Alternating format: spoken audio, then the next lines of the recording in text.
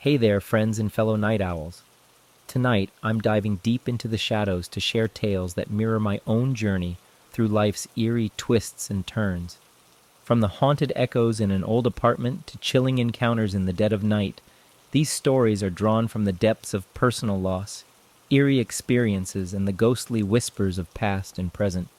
Join me as we explore these narratives that hover on the brink of the supernatural, each one a reflection of the heartbreaks, the silent struggles, and the unexpected encounters that have shaped all of our paths. Grab a blanket, settle in, and let's discover what lurks in the darkness of our own stories. Ready for a chill? Let's begin.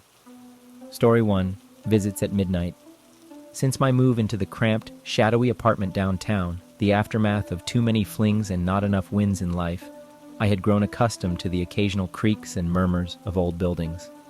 They were like the transient lovers I'd met over the years.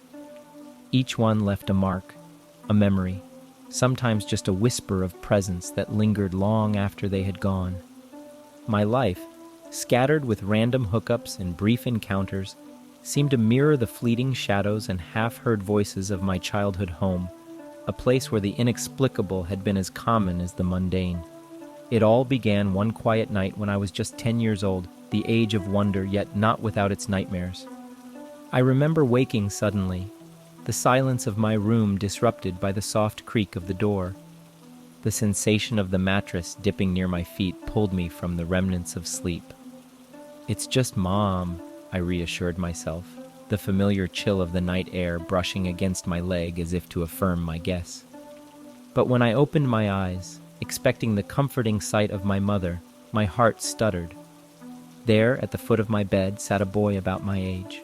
His eyes, or where his eyes should have been, were dark, empty sockets that stared back at me, voids that seemed to pull at the edges of my reality. He held out a small box, an offering or perhaps a plea. Startled, I reached out, only to have him retreat. "Give it," I demanded, a mix of fear and curiosity in my voice. I blinked, and he vanished, leaving behind nothing but the imprint on my bed, a haunting confirmation of his presence. Years flew by, marked by the usual chaos of growing up: school, friends, those tentative steps into romance. The memory of that night lingered like a cold spot in a warm room, mostly forgotten until a peculiar afternoon. My girlfriend, resting after a long study session, suddenly pointed to the corner of the ceiling, her gaze fixed and fearful. "Up on the wall, I saw a little boy with no eyes," she murmured upon waking, describing the exact phantom of my past. This chilling revelation brought the memories flooding back, and I shared my encounter with her, a bond of shared fright forming between us. But the story didn't end there.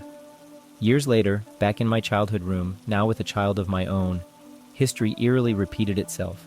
My daughter, barely 2, began waking nightly at the same hour, babbling into the darkness. Curious, I once asked whom she was speaking to during these midnight dialogues. "It's a little boy. He's nice. He's lost and looking for his mommy," she replied innocently, a statement that sent shivers down my spine. Her words echoed the loneliness that sometimes seeped into my own life, the isolation after each failed relationship, each night spent waiting for a message that never came. We eventually moved out, seeking a fresh start away from the spectral visits and whispers of the past. Yet, even in new spaces, I sometimes wonder about the eyeless boy, about what haunts we carry with us, whether spirits or just the shadows of our own histories, playing over and over, asking to be remembered, or perhaps to be finally let go. Story 2, Musical Abyss. It's been said that when you're at your lowest, the universe decides to either lift you up or pull you deeper into the abyss. Since the breakup, the firing, and that draining trip to Mayo Clinic with my sister, the world seemed inclined to choose the latter for me. In the cruelest twist of fate, the tiny apartment I moved into after my life unraveled turned out to be a century-old building that had its share of lingering spirits that perhaps found a kinship with my fractured soul. I've never believed much in the supernatural, but isolation has a peculiar way of opening your eyes to the unseen. The first night in that old apartment, the air felt unusually heavy, dense with a history of untold stories. Sleep eluded me, as it often did those days, the weight of my thoughts pressing down like the overcast skies of my hometown back in Minnesota. The job loss had left me with too much time and too little distraction, allowing the shadows of the room to grow longer and more menacing as the hours ticked by. I remember it was around midnight when the whispers started, soft, almost inaudible, like a conversation you'd overhear in a crowded room. I assumed it was just the wind, or maybe my own mind trying to inject some noise into the stifling silence of my new reality. I rolled over, pulling the covers tighter around my shoulders. The next evening, I found an old upright piano tucked away in a corner of the living room. Its wood chipped and varnished, faded from years of neglect. It reminded me of my grandmother, a talented pianist who had passed away not long before, leaving me with nothing but memories and medical bills. The piano keys felt cold under my fingertips, and a sorrowful melody filled the room as I played, each note a reflection of my desolation. As the music swelled, a cold draft swept through the room, and I shivered, attributing it to the poorly insulated windows.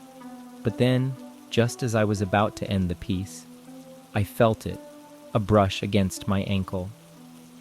I paused, heart skipping a beat, and glanced around the dimly lit room. Seeing nothing, I resumed playing, attributing the sensation to my imagination. Then it happened again, more insistent this time. A cold grip encircled my ankle, sending a jolt of fear up my spine. I jerked away, the stool clattering behind me as I stumbled to my feet, scanning the room for any sign of movement. The apartment was silent, save for the echo of the last note I had played, hanging in the air like a ghostly lament. Gathering my courage, I bent down and peered under the piano. Nothing. No signs of life, no logical explanation for what I'd felt. I retreated to the kitchen, my back pressed against the cold tiles as I tried to rationalize the occurrences. It could be the stress, the grief, the endless nights spent staring at the ceiling instead of sleeping. Days passed and the events grew more frequent.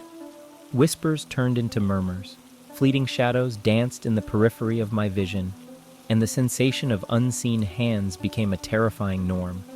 I started to dread the night, the setting sun a precursor to the certainty of another visitation. Desperate for answers, I reached out to the old landlord, who listened to my experiences with a quiet resignation. When I finished, he sighed, a sound laden with sorrow and understanding. That apartment, he began hesitantly, was once home to a young woman who loved to play the piano. She passed away unexpectedly, right in the living room, near that old piano you found.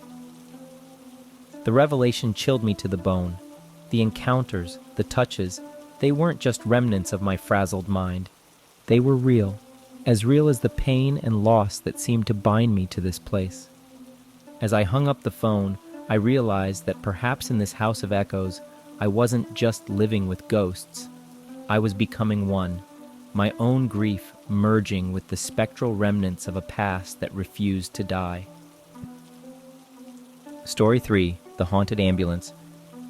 Life as a musician had always been a dance with the impermanent, notes floating into the ether as soon as they were played, much like the ephemerality of my recent gigs.